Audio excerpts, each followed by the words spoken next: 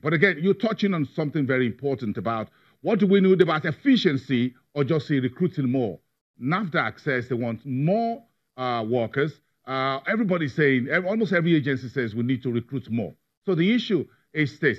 We have the money to do automation. The government says it's spending so much more, putting more money in more MDAs than ever before, but this is not coming through. So that boils down to the same issue about human capital, technology, and how we move on from here into more efficient processes, better use of human assets or human capital.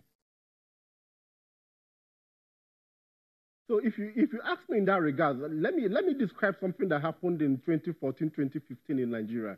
Prior to that time, if you were going for your youth service after your graduation from the University of Polytechnic, you would have to travel from your place of residence to where you schooled, collect the call-up letter, which is just a one-page document. You travel back from your school back to your home and then prepare to head to camp for service.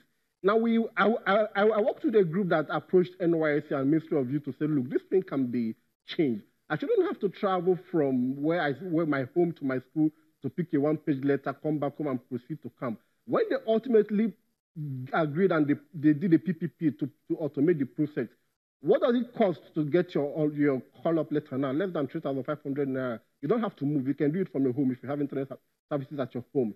What did it do? It reduced the need for NYC to keep sending staffs every time there is a youth corps service posting. As at that time, they will have to send minimum 3 staffs to every university and polytechnic in Nigeria to go distribute call-up letters.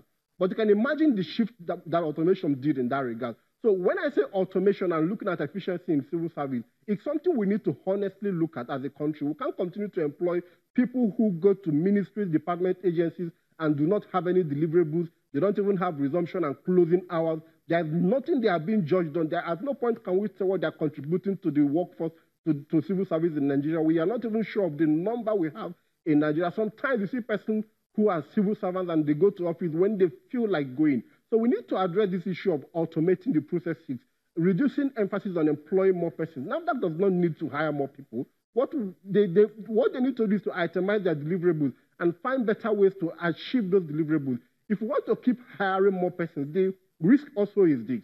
For every employment that happens in Nigeria, whether it's for the Nigerian police, for CBN, for FRS, or for Nigerian prisons, there are considerations that go to the National Assembly members who are in the committees, the principal officers, the minister, the people at the ASO Rock.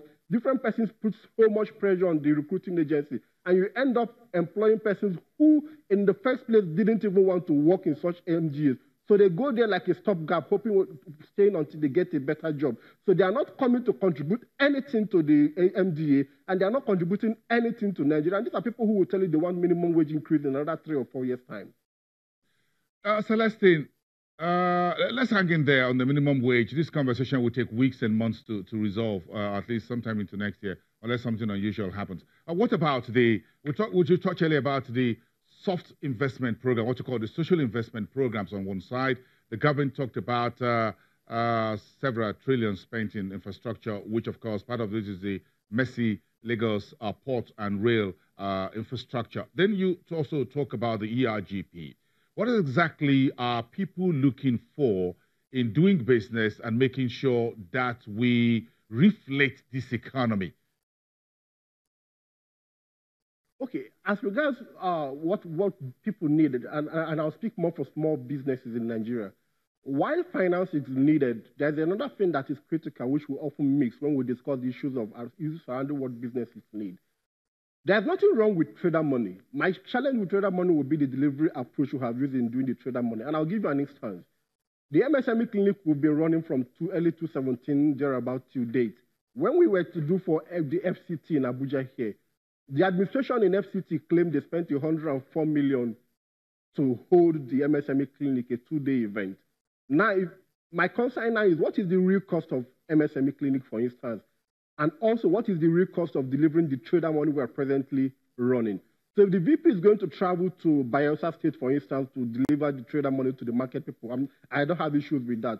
What is the cost for the VP to move with his entourage for a 2, 3, 4 day stay in Bayelsa State, for instance? What cost will the Bayelsa State government incur in hosting the VP and his entourage for a 3, 4, 5 day stay?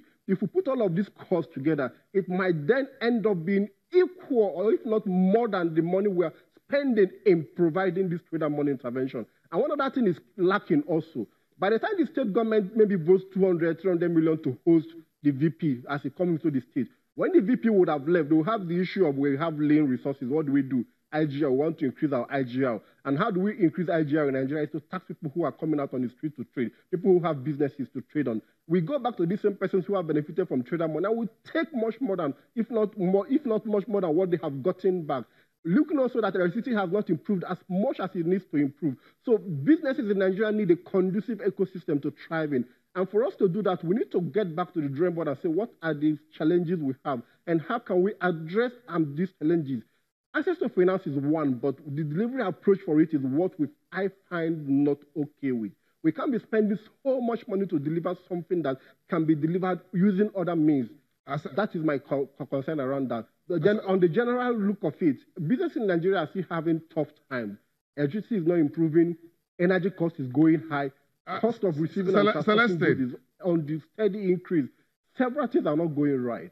Celestine, the last question, and we need to finish it in about 2 minutes or less than that, is what we are carrying into the new year, 2019. We will have some of the issues you've talked about, but again, we're yet to also resolve how much we'll be paying for electricity and the price of petrol. So how much baggage do you think we're carrying into the new year as Nigerians living in these very interesting, if not troubling, economic times?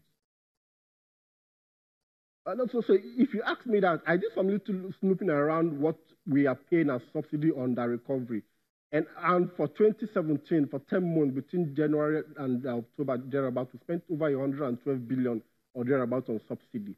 And what then is the under recovery, the way this government wants to call it, is simply saying there's a difference between what the pump price should be and what the fixed retail price is. So they need to pay for that difference.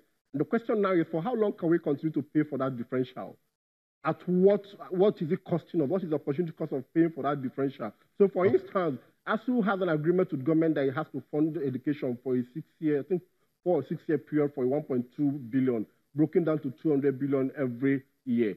What is the percentage of what we are paying for the under recovery as against what we would have used to settle the ASU crisis once and for all? So these are the issues we are taking into the next year. We are carrying over the electricity issue, which is not improving as much as it should. We are carrying over the subsidy or under recovery issue, which is still a big one for us. We are carrying over a crucial issue, which is as important as ASU. Mind you, for each time ASU goes on strike, it is prolonging the number of years students will have to stay on campus.